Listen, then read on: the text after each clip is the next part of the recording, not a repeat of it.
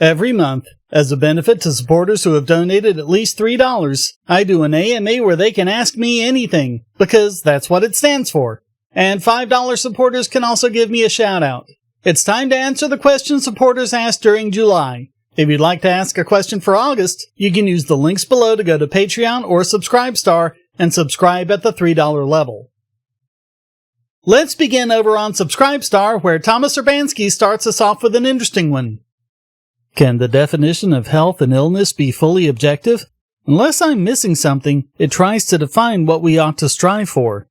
Of course, there's often a consensus because most of us want to live and feel good, but the fact that a subjective desire is collectively common doesn't make it an objective one, no?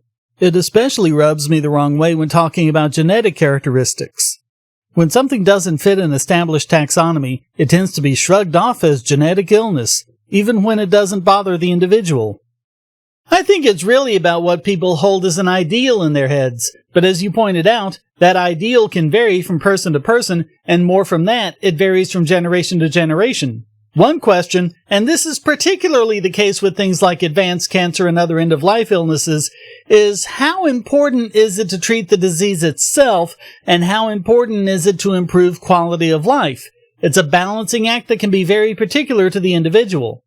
We do the same kind of balancing act every day. Every action we take has both risks and benefits. We disagree all over the place as to how much risk we should take for which benefits. The etymology of the word disease is literally that, dis-ease. If your very quality of life is affected by the treatment, then wouldn't that be a disease in and of itself? I don't know how many times I've been told that the chronic pain I suffer from isn't a disease. Funny how I can't seem to find any actual chronic pain sufferers saying that. Fortunately, more and more health professionals are factoring subjective well-being into the factors of disease. They're emphasizing more and more the importance of things like leisure time, fulfilling hobbies, a good night's sleep, your relationship with family and friends, and so on, as to how all of that pertains to your overall health. This was also something else that was shoved to the side during COVID. Amidst all the encouragement or even requirement of locking down and socially distancing was the very real problem of increased depression and other such issues which, in addition to having problems of their own, can lead to poor health outcomes.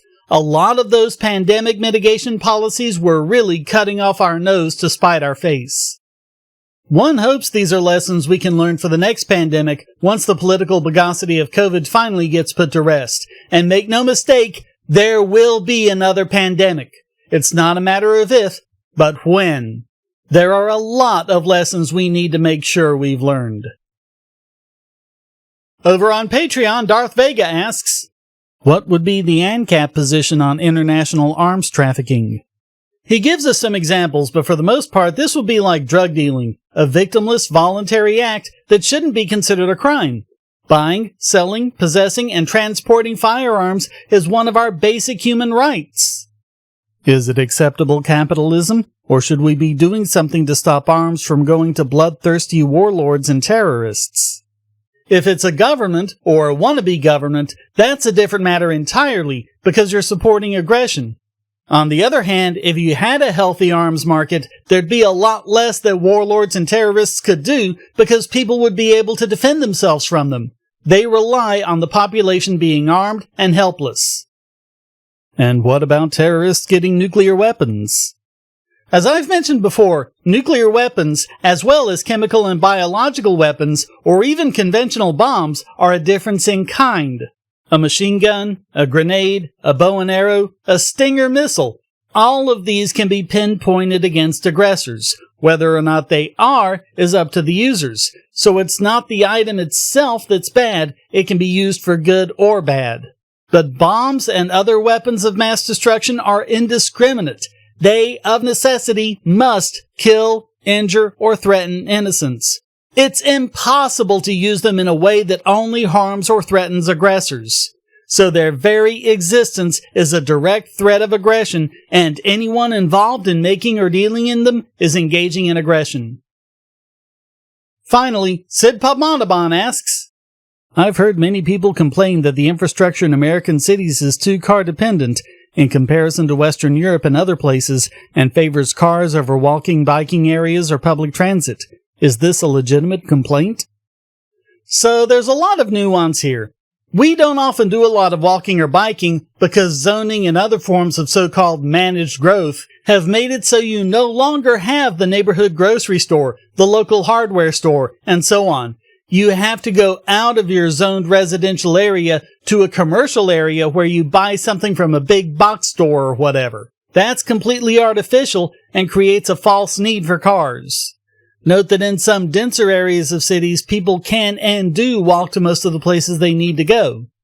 But the fact of the matter is, public transit is an inefficient form of aggression that just does more harm than good. They greatly exaggerate the cost per mile by comparing a car with a single occupant to a fully loaded train when they're rarely occupied like that, and it ends up being more of a boondoggle to whoever's managing the transit system. Note that also, a lot of the need for mass transit is artificial because of the horrible job government does with roads, which obstruct traffic senselessly and seldom keeps up with the number of lane miles people drive. Also note that politicians don't seem to want to fix this problem, despite being so concerned about climate change. Perhaps the biggest point is that it was never the case that we needed public transit. Government was never the only way to do mass transit. Remember that the L trains in New York, and later on the subway system, was all originally private, with several companies operating both in competition, as with price, and with cooperation in allowing ticket transfers from other companies. It was artificially taken over by the city government and monopolized. Remember that public means violent monopoly, and private means voluntary and cooperative. Ironically, you don't often have the same cooperation you did with the private subways. People complain about the difficulty of transferring a ticket from the subway to a bus, for example. But it's not just about America, it's about Europe. Keep in mind that Europe has a lot of older cities that just aren't traffic friendly, so making them efficient for driving was just never an option. European cities that boomed in the late 20th century, or had to be rebuilt after World War II, tend to be a much different story. Also, the economics of Europe being the way they are, it just took a lot longer for the average family to be able to afford a car. That drove a greater demand for transit than in America. And then, of course, there's the issue of a privileged ivory tower view.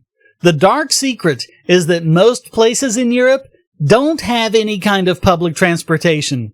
We're talking about rural and remote areas outside of the big cities they generally portray in movies. The European city that has excellent transit coverage and around-the-clock service is the exception rather than the norm. So that's it for another month. Thanks so much for watching. Comments for the Comment God, shares for the Share Throne, and please hit like, subscribe, and the bell, and go to donate.bogosity.tv to keep me doing what I do. You'll also find the links to my Patreon and Subscribestar there so you can become a regular supporter and get all my content early and ad-free, and you can also get other benefits like special Discord access, monthly AMAs, and shoutouts. Thanks again, and until next time, stay strong and be free.